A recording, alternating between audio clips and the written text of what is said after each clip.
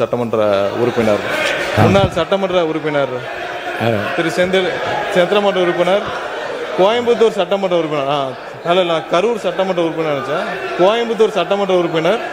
அவர் தான் 2021 உட்காருங்க, 2021 இந்த துறைக்கு உட்காருங்க, அதான் சொல்லிட்டு இருக்காங்க. 2021 அண்ணா அவை முன்னவர் 2021 உட்காருங்க, 2021 அமைச்சராக இருந்தார். அதான் நான் தான் திருத்திக்கிறேன்னு சொல்றேன்ல, அமைச்சராக இருந்தார். இல்ல எல்லாத்துக்கும் எதிர்கட்சி தலைவர் சொன்னதை நீக்கிட்டீங்களா? அவர் சொன்னதை நீக்கிட்டீங்களா தலைவரே? இல்ல எதிர்கட்சி மாண்புமிகு சங்கி அமைச்சர், மன்னிக்கணும், மாண்புமிகு எரிசக்தி துறை அமைச்சர் அவர்கள் பேச இல்ல மாண்புமிகு பாத்ரூம்ல நீக்கிட்டீங்களா? மாண்புமிகு பாத்ரூம்ல 3 மணி நேரம் உட்கார்ந்து இந்த எதிர்கட்சி தலைவர் நான் சொன்னா பாத்ரூம்ல 3 மணி எவ்வளவு நேரம்? 5 நிமிஷம் ஆகுமா? உட்காரணும். எல்லாருக்கும் பேச தெரியும், எல்லாருக்கும் பேச தெரியும். உட்காருங்க. பாத்ரூம்ல 3 மணி நேரம் உட்கார்ந்து இந்த எதிர்கட்சி தலைவர் சொல்றதுக்கு 5 நிமிஷம் ஆகாது.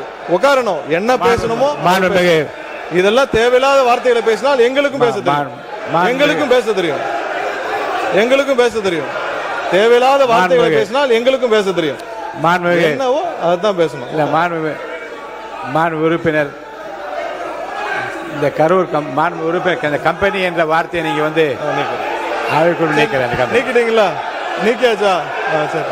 நீங்களே பேசி திருத்திக் கொண்டீர்கள். இருந்தாலும் அது அவைக்குள் அந்த வார்த்தை நீக்கப்படுகிறது. நீக்கியாச்சா? உட்காருங்க. அதான் நீக்கிட்டாங்க. எதிர்கட்சி பேசுங்க. மாண்பு எதிர்கட்சி தலைவர் உட்காருங்க. மாண்பு எதிர்கட்சி தலைவர் உட்காருங்க. மாண்பு எதிர்கட்சி தலைவர் நீங்களே உட்காருங்க. நீங்களே உட்காருங்க. அந்த பதார் அவரை உட்காருங்க. மாண்பு எதிர்கட்சி தலைவர் நீங்க மட்டும்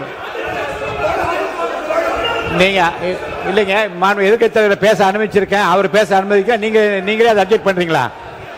நீங்களே அப்ஜெக்ட் பண்றீங்களா அவர் பேசுறத? நீங்க பேசுங்க. நீங்க பேசுங்க தலைவர் அவர்களே. இப்போ தமிழ்நாட்டில் யார் யார் பாத்ரூம்ல எவ்வளவு நேரம் உட்கார்ந்துருக்காங்க அப்படின்னு கண்காணிக்கிறதுக்கு ஒரு தனி அமைச்சர் வச்சிருக்கீங்களா என்பதை நான் கேட்க விரும்புறேன். பொதுப்பணித்துறை அமைச்சர் அவர்கள். பேரவைத் தலைவர் அவர்களே, இந்த விவாதம் மானிய கோரிக்கைக்கான விவாதம் எல்லாருக்கும் தெரியும். பேச விடுங்க.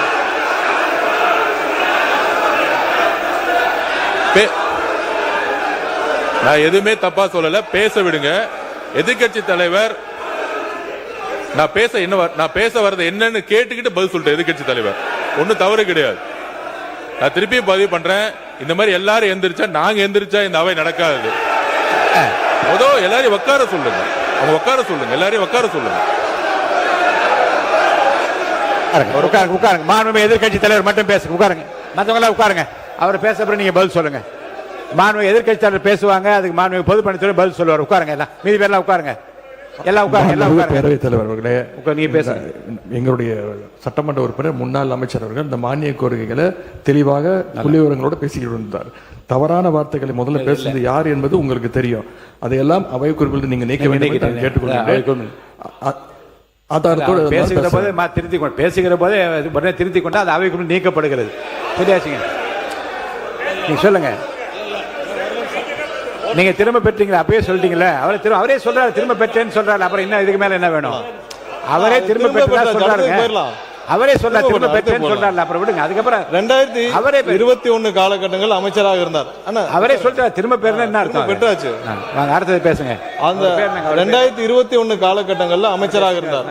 அதற்கப்புறம் இருங்க, உட்காருங்க. உறுப்பினர் சீனிவாசன், உங்களுக்கு தனியா ஒரு அவை நடத்தணும்னு நினைக்கிறேன். தயவுசெய்து நீங்க குறுக்க பேசாதீங்க. பின்னர் 2021க்கு பின்னர் அதுக்கப்புறம் அவர் சிறை செல்கிறார். அதுக்கப்புறம் இன்னொரு அமைச்சர் வருகிறார் இந்த துறை. இல்ல நான் இந்த துறையில நல்ல விளக்கமா சொல்லுங்க. அப்புறம் அண்ணன் தங்கம் அமைச்சராக இருக்கிறார். அதற்கப்புறம் மறுபடியும் இன்னொரு அமைச்சர் திரும்பவும் அமைச்சராகிறார். ஏன்னா இந்த துறையில 4 அமைச்சர்கள் போன 5 வருஷத்துல இந்த துறையில 4 அமைச்சர்கள் மாற்றப்படுகிறார்கள். கடைசியாக திரு சிவசங்கரன் அண்ணன் சிவசங்கரன் அவர்கள் அமைச்சராக இருக்கிறார். இந்த மாதிரி இந்த துறைக்கு 4 அமைச்சர்கள் மாற்றப்படுகிறார். அந்த 4 அமைச்சர்கள் மாற்றப்பட்ட 4 முறை அமைச்சரவை மாற்றம் நடக்குது இந்த துறைக்கு மட்டும். அதுல என்ன நடக்குதுன்னு பாத்தீங்கன்னா, எல்லா வருடமும் அதாவது ஒவ்வொரு வருட காலகட்டத்திலையும் பாத்தீங்கன்னா, இப்ப சொல்றோமே நம்ம ஆட்கள் பற்றாக்குறை எல்லாமே சொல்லி வரோமே, இந்த துறைக்கு மட்டும், அதாவது 2016 நான் அதுக்கு முந்தைய ஆண்டு காலம் மட்டும் ஒரு கம்பாரிசன் சொல்றேன். 2016 2021 ஆண்டு காலத்துல மட்டும் நம்ம மொத்தமாக இங்க ஆட்கள் வேலைக்கு எடுத்தது வந்து 9613 பேர். அதே இதுல இந்த 2021 26 காலகட்டத்தில் வந்து 343 பேர் மட்டும்தான் வேலைக்கு ஆளுகிறதுக்கு எடுக்கப்பட்டது இந்த துறைக்கு.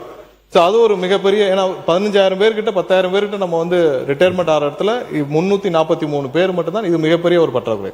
அது இல்லாம சப்ஸ்டேஷன், அதுக்கு முந்தைய ஆண்டு காலத்தில் வந்து 2016-21 காலகட்டத்தில் 359 சப்ஸ்டேஷன்ஸ் கொண்டு வரப்பட்டது. அதுல இந்த ஆண்டு காலம் இதை 2021-26 வந்து 122. ஸோ இது மாதிரியான இன்ஃப்ராஸ்ட்ரக்சர் லெவல்ல பெரிய லெவலான எந்த பெரிய மாற்றங்களும் செய்யப்படவில்லை. ஸோ அதே காலகட்டத்தில் நீங்க ஒன்றும் இல்லை, இப்போ தளவாடங்களை பத்தி சொல்லியிருந்தார். எவ்வளவு தளவாடங்கள், அதாவது நாங்கள் டிரான்ஸ்ஃபார்மர்லாம் நிறைய வாங்கணும், இந்த வார காலகட்டத்தில் நிறைய தளவாடங்கள் தேவைப்படும். அதுக்கு முந்தைய ஆட்சி காலத்தில் இருந்து வாங்கின தளவாடங்களுக்கும் இப்போயும் கம்பேர் பண்ணோம்னா, அதுக்கு முன்னாடி பார்த்தீங்கன்னா 84,000 ஒரு டிரான்ஸ்ஃபார்மரும் போன 5 ஆண்டுகளில் 99,000 டிரான்ஸ்ஃபார்மர் மட்டும்தான் வாங்கப்பட்டது. ஏன்னா நம்மளுடைய தேவைகள் மிகவும் அதிகம். நமக்கு இப்போ மட்டும் பார்த்தீங்கன்னா இந்த துறைக்கு